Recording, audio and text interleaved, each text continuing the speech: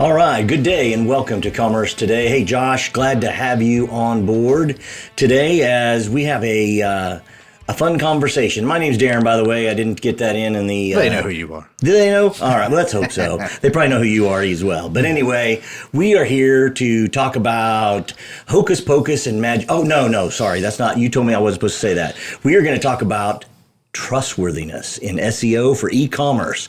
Now, this is all based on a HubSpot article that launched this, but I think this is a really neat topic at the end of the day. But help me understand this whole new frontier of trustworthiness. Yeah, well, and you're missing the best part that y'all will all see in the stream or feed or wherever you're watching this is trust is a must. Which I don't know, kind of cheesy, but I like it. So yeah, we're talking about trustworthiness, and it was interesting. So HubSpot did a survey and had a really interesting article they put out around, what matters most for SEO, what will actually get your pages ranking highest and higher in Google. And Google has publicized in their very long quality guidelines, it's a 170-page, 168-page PDF, publicized for a long time that it's about EAT. But you've read all 168 pages, I'm sure. Oh, you know it. Exactly. All right, so EAT. That's not how you pronounced it earlier, but let's go with this. And that, for those keeping score at home, this is EEAT framework and how trustworthiness fits in. So what is this EAT framework? Yeah, and that's Google's abbreviation, not mine. And with the double E, I was pronouncing it EAT, but I don't know if that's how they say it around the Googleplex. But it stands for experienced, expert, authoritative, and trustworthy. So those are basically the four key things Google's looking at in content to determine if it's quality content they're going to surface in the search engine results. Gotcha. All right. So that gives us a framework, but what does this ultimately kind of look like, or how does it manifest itself really in content out there? What does that mean? Well, and I missed the key point here of what HubSpot found is that while all of EAT is important, trustworthiness is actually now the most important factor. So the most important factor in your SEO rankings come down to trustworthiness, which Google defines trustworthiness primarily as, is it accurate? Is it honest? Is it safe? Is it reliable content? So we have a definition, or we have how it looks in our content, but how do we build some strategies around that, and kind of what can we take action on that would help us? Yeah, so some of it's the basics that hopefully everyone's heard before of, hey, create original and valuable content that stands out. So write content that your users are going to find. So all that stuff from ChatGPT, right? Oh, exactly. Yeah. But then there's some really specific things that I didn't realize just how big of an impact they have that they called out in this HubSpot article of show who the author is, and not just a name, but show a photo, link to a bio page, show the credibility of the author. So if you have someone that's writing content that has 20 years of industry experience, put that there. If they have some certifications, put that there. Kind of express that. Also, Google places a high value and a high level of trustworthiness in user-generated content. So things like user reviews and user comments are actually ranked pretty highly in figuring out if something's trustworthy or not. And then Google now is, and has been for a while, but especially lately, is looking at how often is this content being updated? Is it actually frequently updated? Thanks to ChatGPT and all sorts of things, it feels like kind of best-in-class content and knowledge and information is moving so fast these days. And so have you, if you have an article, just making things up here, but you have an article that says that, let's say you're selling toys for toddlers, and you have an article talking about, all the experts agree this type of toy is the best thing for developing this skill in your child. Well, link to something. Say, okay, this is based on a 2018 study. And if a new study comes out, link to the newer study. So keep updating it, keep kind of that level of relevance and refreshing. Got it. So then how do we kind of put a whole bunch of things together in going just beyond the trustworthiness to a more holistic SEO approach? So this is where we were talking about hocus pocus and magic beans earlier. I have a lot of opinions about SEO. If you are a professional SEO or work for an SEO agency, I'm sorry if I'm about to offend you. I'm sure there's some great people out there in that industry. I've just seen over the years a lot of snake oil, a lot of magic beans, a lot of pay us a whole lot of money. We can't tell you exactly what we're going to do, but we're going to make you magically rank higher in Google. And that's why I resonated so much with this update about trustworthiness. But I do want to acknowledge there are other aspects of SEO. And so really content relevance. So are you writing content that your article even cares about? Backlinks, which this is where... You mentioned some magic beans when we talked about this earlier. Oh, yeah. So don't go out there, and I think most of our listeners know this now, but don't go out there and just pay someone to get a bunch of really low quality links to your site just because you've heard more links equals a higher ranking.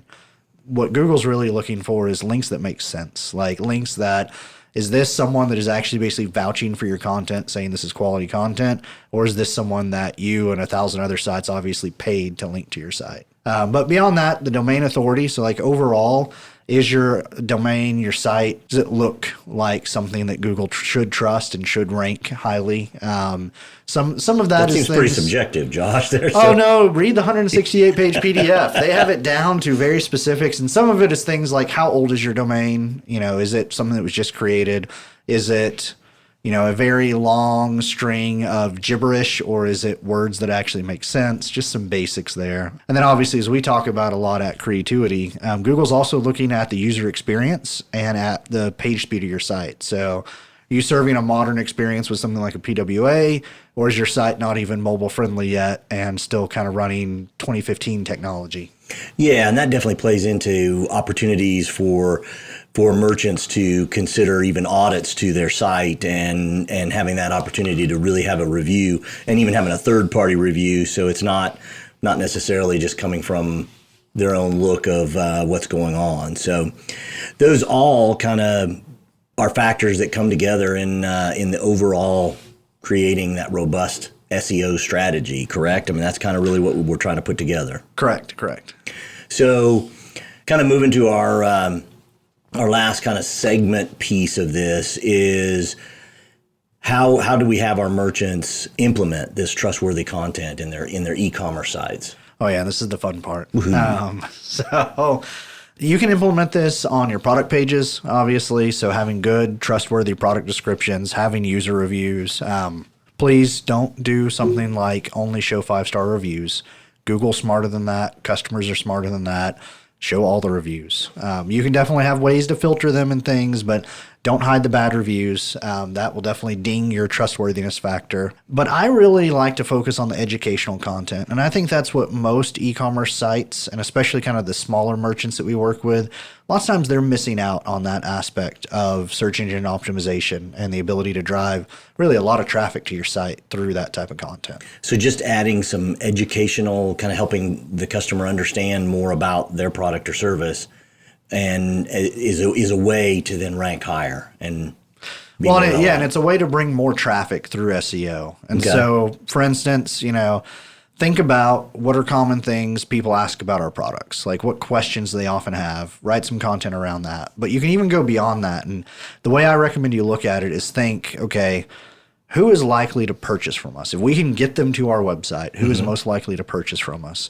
Okay, what problems and challenges are they facing in their average day, and how can we help them with those? And so it might not even be about your products. So going back to my very hastily assembled idea of toddler toys earlier, even an article about how to sleep train your toddler or how to address sleep challenges doesn't have to be, you don't have to sell products around that. You could just have an article about that, really focus in on those trustworthiness factors.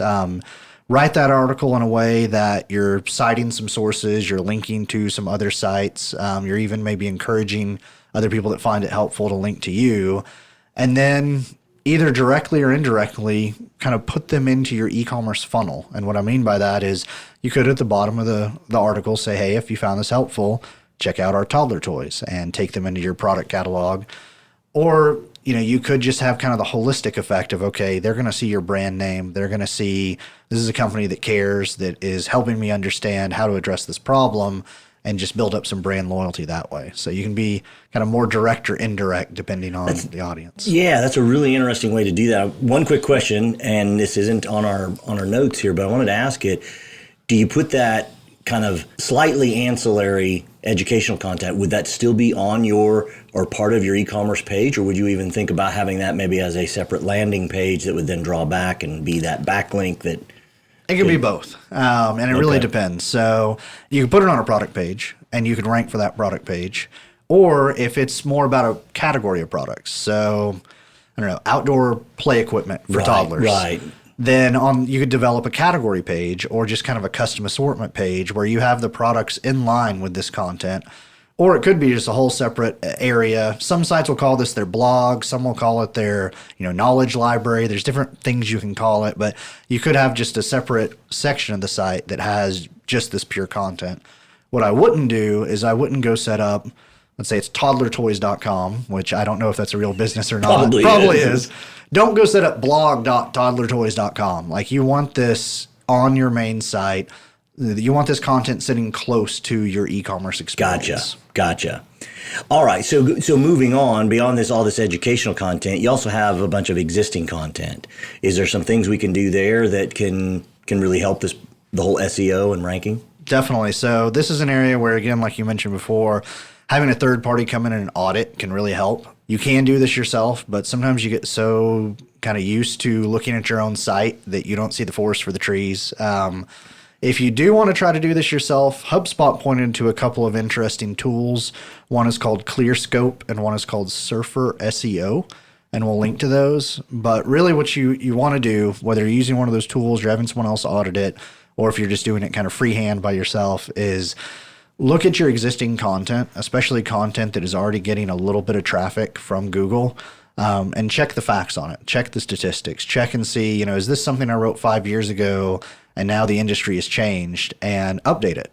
Also, if you have some things that are ranking okay but not great, look and see if you have a bunch of fluff in there, especially older content back when everyone loved to just stuff as many keywords into an article as they could.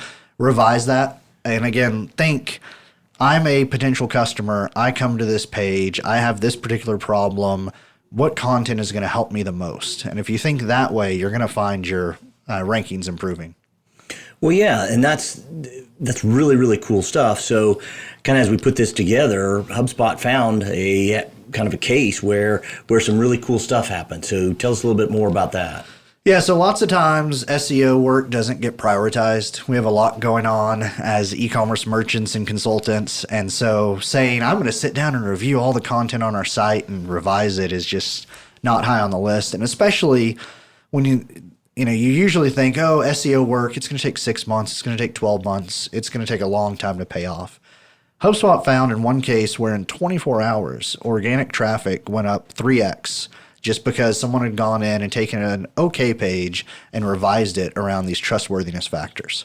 Interesting. That's amazing. Yeah.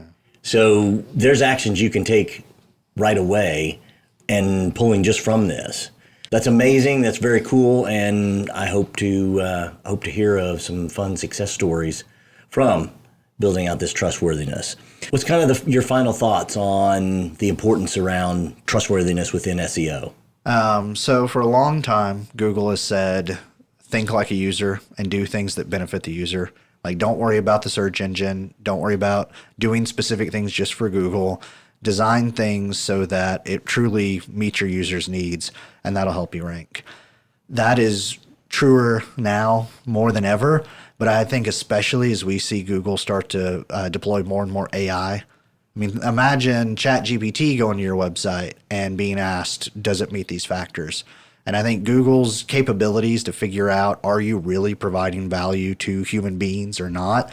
Used to, it was, hard for them to do that. And now It's getting easier and easier. So focus on that, just that trustworthiness to the user. And once again, through all of this, it comes back to build your site for those that are going to buy your product and do the things that are going to cause them to be interested and want to be there.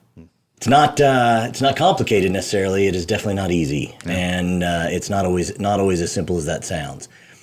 Well, ladies and gentlemen, once again, appreciate your time here with us here at Commerce Today. I definitely encourage and invite you to subscribe to our podcast and or follow, whether it's on LinkedIn or on YouTube. Subscribe on YouTube, follow on LinkedIn. Add in your comments. We'd love to hear success stories of, hey, you tried some of these things that we've suggested here about trustworthiness. Let us know how it worked. With that, as always, you take care. Have a great day.